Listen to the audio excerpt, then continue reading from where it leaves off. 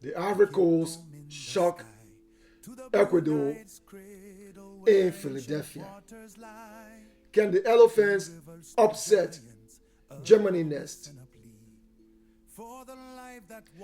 Ladies and gentlemen, football fans around the world, what a next year in Philadelphia.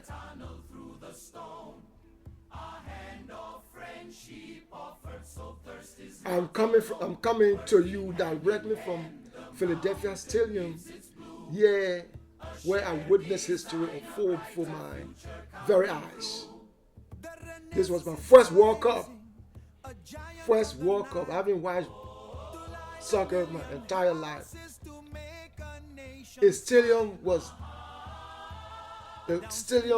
dominated by Ecuador's yellow church. First silent in the closing moments of as Ivory Coast shocked as it struck late to secure a dramatic 1-0 victory over Ecuador. And now the story gets even bigger. The Elephants of Ivory Coast will face a German side that sends shockwaves through the tournament after crushing Caicedo by an astonishing 7-1. Can the African Giants pull another upset? Let's talk about how these two teams got here. The stars who define the match and what lies ahead. Working hand in hand, the mountain gives its blue. A shared design, a brighter future coming through. The Renaissance is rising, a giant on the Nile. When I was going to the stadium, I got on the subway from Susquehanna. And the entire train was all Ecuadorians. More than 68,000 supporters packed the stadium. The majority wore Ecuador's famous yellow jerseys, creating what looked like a home atmosphere for Ecuador. Yet, despite being heavily outnumbered in the stand, the small pocket of orange clouds, Ivorian supporters never stopped singing. In the end, it was they who celebrated. Now, let's look at how Ecuador reached the World Cup. Ecuador arrived at this tournament carrying enormous expectations. Representing South America is never easy. To qualify from Camimbo, team must survive one of the toughest qualification systems in world football. Ecuador did just that. They finished among the continent's top contender. And we talk about those teams in South America, Brazil, Argentina, Colombia. Ecuador did just that, airing their players through discipline, organization, and one of the strongest defensive records in qualifying. Ecuador. They built their success around defensive stability, midfield intensity, tactical discipline, quick transitions. That's how Ecuador played. Many analysts believe that Ecuador were favored to finish second behind Germany in Group E, because you got Germany, Ecuador, Ivory Coast, and Curaçao. They are in Group E. Their experience was expected to carry them through.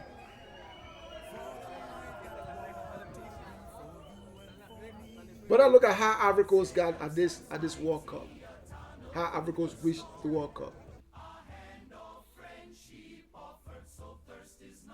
Ivory Coast returned to the World Cup after missing previous editions. And the elephants qualified through African qualifying with a renewed sense of purpose under Coach Fai, MSC Fai. And that's one of the things I like. Now, most African countries are having their own coaches, African coaches. That is important for African football. It is important. I just wanted to clarify because in my previous video I said Ivory Coast was the reigning African Cup of Nations final. No, it's not Ivory Coast. It's Morocco. It was Senegal, but then they took the championship for Senegal. They gave it to They gave it to Morocco. Although Ivory Coast have a proud football history and remain one of Africa's most recognizable team, they entered this tournament seeking to establish a new generation rather than defending a continental title. Their squad combines youth with experience. Unlike previous golden generation like Didier Drogba and Yaya Toure, this team relies heavily on emerging talents to create their own legacy. And I saw how well the Ivory Coast play yesterday. Discipline. But I compare Ivory Coast with Ecuador. Strength. Ecuador, defensive organization, they were very good defensively. Midfield control. Caicedo did well in the midfield. Physical discipline. Tournament experience. That's a tournament experience. But their weaknesses was finishing opportunities. Depending on veteran leadership, difficulty converting dominance into goals. They hit the crossbar. I think the crossbar 2 times yesterday. Ivory Coast's strength for me was the pace on the wing. On the wings were very good. Individual creativity, athleticism, resilience under pressure. But one of the weakness I think they got to address before they face Germany, occasional defensive lapses. Inexperience at World Cup level, period of inconsistency. This matchup between Ecuador and the Ivory Coast represented 2 different football philosophies. South American structure versus African explosiveness. So who are the players that I was watching for? Players like Valencia. Although he's up in age, Valencia he's a veteran striker and remains Ecuador's emotional leader. His movement, and experience make him dangerous. But Ecuador needed him to convert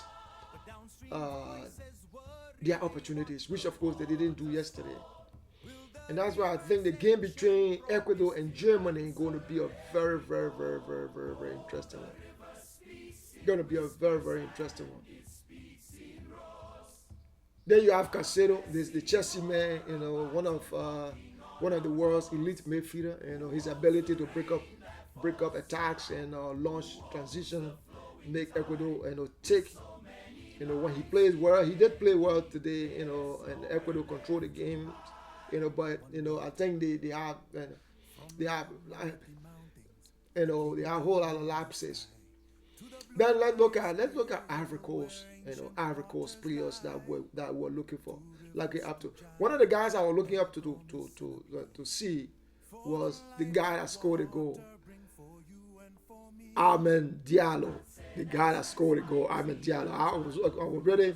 I really was looking up to him, and I want to see how well he performed. I was looking up to him to perform because that's my guy for Manchester United. Amad Diallo, the hero of Philadelphia. When the match appears, distant for a draw, Diallo delivered in his 90th minute strike, stung Ecuador and gave Ivory Coast all 3 points. In 90 minutes, there was little time to respond from that kind of a thing. Diamani, a young and winger, terrorized Ecuador from his pace and his fearlessness. Even when his finish His final product was lacking. He consistently threatened Ecuador. Then you get Wahe, powerful and direct. Wahe from Ivory Coast, powerful and direct. He nearly scored earlier after striking the crossbar. The movement created problems throughout the match. His movement on the ball created problems throughout. But now Germany had to be very careful because the two teams are very good teams, very good teams. But let me give my own impression on how I think this match was won. Ecuador arguably had the better first half. They struck the bar, they crossed bar twice, they created dangerous opportunities, they control possession. But football rewards efficiency. Ivory Coast remained patient, they absorbed pressure, they grew stronger as the match progressed. Then came the decisive moment. Wilfred Sango surged forward for Amad Diallo near the edge of the penalty area, and Diallo calmly placed the shot into the far corner, giving Ivory Coast the one goal lead over Ecuador, which of course became the final score. One chance, one goal, one unforgettable moment. The Germany challenge. This is going to be a tough one. Now comes the ultimate test. Germany defeated Caicedo 7 goals to 1 in one of the tournament's dominant performances so far. The four-time world champions sent a message to everyone in Group E. Group E is Caicedo, Ecuador, Côte d'Ivoire, Ivory Coast, and Germany. They are serious contenders.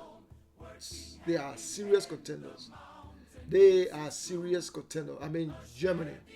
Germany possesses technical quality, squad depth, clinical finishing, tournament experience. Yet football has taught us one lesson repeatedly. Matches are not won on paper. Ivory Coast now enters that game with full of confidence. A victory over Germany could not simply shock Group E. It could announce to the entire world that Africa or African football is ready to challenge anyone. And if you look at the game between Germany and between Brazil and Morocco, you could see African football. And from the game I saw between Ivory Coast and Ecuador, I know that African teams are very seasoned and ready to play against any team. In Philadelphia, I witnessed something special. I saw Ecuadorian supporters create an incredible atmosphere. I saw Ivorian fans refuse to be intimidated by the numbers. I saw a match decided by courage, persistence, and one moment of brilliance. The World Cup reminds us why we love this game. It is unpredictable, it is emotional, and it gives nations the opportunity to dream. The elephants have taken their first step, but standing in their way now is German machine that just scored 7 goals. Can Ivory Coast produce another brilliant performance, or will Germany bring them crashing back to reality? Folks, let me know your thoughts. Let me know your predictions in the comment below. Will Ivory Coast upset Germany? Will Ecuador recover and stay qualified? Folks, if you enjoyed this coverage from Philadelphia Stadium, please don't forget to like this video, subscribe, told when the dust settles, and turn on notifications so that you never miss another discussion. Until next time, this is Karaoke Pico Conway from Philadelphia. When the dust settles, folks, the truth remains. Have a great night, and I will talk to you. Bye for now.